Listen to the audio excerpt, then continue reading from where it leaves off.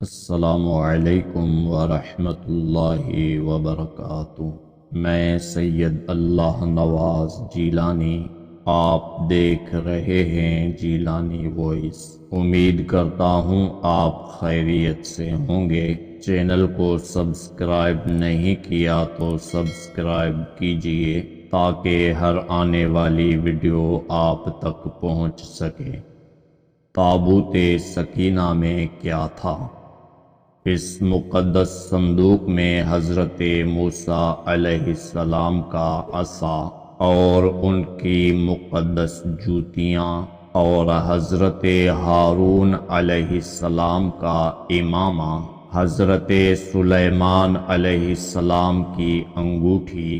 تورات کی تختیوں کے چند ٹکڑے، کچھ من و سلوہ، اس کے علاوہ حضرات انبیاء کرام علیہم السلام کی صورتوں کے حلیے وغیرہ سب سامان تھے۔ قرآن مجید میں خداوند قدوس نے سورہ بقرہ میں اس مقدس صندوق کا تذکرہ فرماتے ہوئے ارشاد فرمایا، اور ان سے ان کے نبی نے فرمایا، اس کی بادشاہی کی نشانی یہ ہے کہ آئے تمہارے پاس تابوت جس میں تمہارے رب کی طرف سے دلوں کا چین ہے اور کچھ بچی ہوئی چیزیں ہیں، معزز موسیٰ اور معزز ہارون کے ترکہ کی۔ اٹھاتے لائیں گے اسے فرشتے،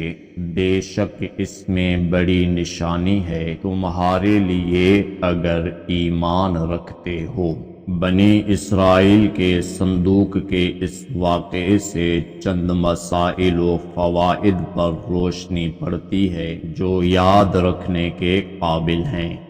معلوم ہوا کہ بزرگوں کے تبرکات کی خداوند قدوس کی دربار میں بڑی عزت و عظمت ہے، اور ان کے ذریعے مخلوق خدا کو بڑے بڑے فیوز و برکات حاصل ہوتے ہیں۔ دیکھ لو، اس صندوق میں حضرت موسیٰ علیہ السلام کی جوتیاں، آپ کا عصا اور حضرت ہارون علیہ السلام کی پگڑی تھی، تو اللہ تعالیٰ کی بارگاہ میں یہ صندوق اس قدر مقبول اور مکرم و معظم ہو گیا کہ فرشتوں نے اس کو اپنے نورانی کندھوں پر اٹھا کر حضرت شمویل علیہ السلام کے دربار نبوت میں پہنچایا، اور خداوند قدوس نے قرآن مجید میں اس بات کی شہادت دی کہ یعنی اس صندوق میں تمہارے رب کی طرف سے سکینہ، یعنی مومنوں کے قلوب کا اطمینان اور ان کی روحوں کی تسکین کا سامان تھا۔ مطلب یہ کہ اس پر رحمت الہی کے انوار و برکات کا نزول اور اس پر رحمتوں کی بارش ہوا کرتی تھی، تو معلوم ہوا کہ بزرگوں کے تبرکات جہاں اور جس جگہ بھی ہوں گے، ضرور ان پر رحمت خداوندی کا نزول ہوگا، اور اس پر نازل ہونے والی رحمتوں اور برکتوں سے مؤمنین کو سکون قلب اور اطمینان روح کے فیوز و برکات ملتے رہیں گے۔ جس صندوق میں اللہ والوں کے لباس و عصا اور جوتیاں ہوں، جب اس صندوق پر اطمینان کا سکینہ اور انوار و برکات کا خزینہ خدا کی طرف سے اترنا قرآن سے ثابت ہے، تو بھلا جس قبر میں ان بزرگوں کا پورا جسم رکھا ہوگا، کیا ان قبروں پر رحمت و برکت اور سکینہ و اطمینان نہیں اترے گا؟ ہر عاقل انسان جس کو خداوند عالم نے بصارت کے ساتھ ساتھ ایمان بصیرت بھی عطا فرمائی ہے، وہ ضرور اس بات پر ایمان لائے گا کہ جب بزرگوں کے لباس اور ان کی جوتیوں پر سکینہ رحمت کا نزول ہوتا ہے تو ان بزرگوں کی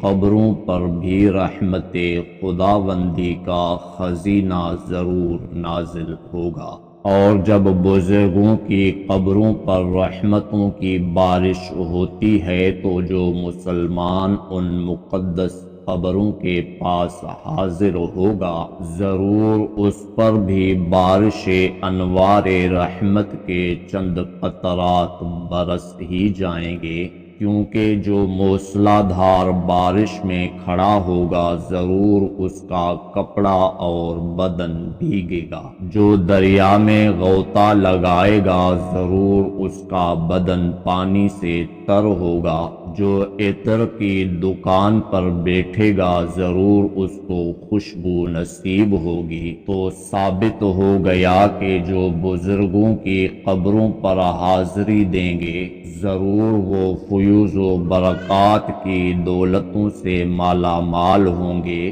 اور ضرور ان پر خدا کی رحمتوں کا نزول ہوگا جس سے ان کے مصائب و آلام دور ہوں گے اور دین و دنیا کے فوائد و منافع حاصل ہوں گے۔ یہ بھی معلوم ہوا کہ جو لوگ بزرگوں کے تبرکات یا ان کی قبروں کی اہانت و بے ادبی کریں گے وہ ضرور قہر قہار اور غضب جبار میں گرفتار ہوں گے، کیونکہ قوم عمالقہ جنہوں نے اس صندوق کی بے ادبی کی تھی ان پر ایسا قہر الہی کا پہاڑ ٹوٹا کہ وہ بلاؤں کے ہجوم سے بلبلا اٹھے، اور کافر ہوتے ہوئے انہوں نے اس بات کو مان لیا کہ ہم پر بلاؤں اور وباؤں کا حملہ اسی صندوق کی بے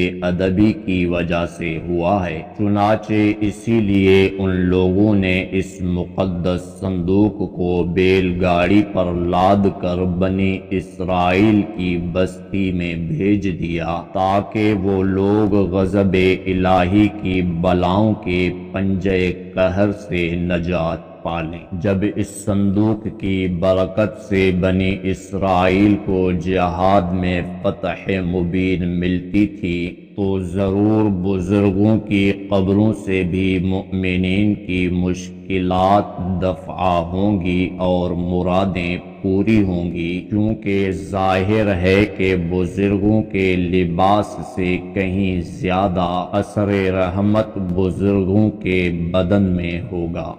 اس واقعے سے یہ بھی معلوم ہوا کہ جو قوم سرکشی اور عصیان کے طوفان میں پڑ کر اللہ و رسول کی نافرمانی میں پڑ جائے اس قوم کی نعمتیں چھین لی جاتی ہیں۔ جب بنی اسرائیل سرکش ہو کر خدا کے نافرمان ہو گئے اور قسم قسم کی بدکاریوں میں پڑ کر گناہوں کا بھوت ان کے سروں پر عفریت بن کر سوار ہو گیا تو ان کے جرموں کی نحوست نے انہیں یہ برا دن دکھایا کہ صندوق سکینہ ان کے پاس سے قوم عمالقہ کے کفار اٹھا لے گئے اور بنی اسرائیل کئی برسوں تک اس نعمت عظمیٰ سے محروم ہو گئے۔ اللہ تبارک و تعالی ہمیں اپنے غضب سے محفوظ فرمائے،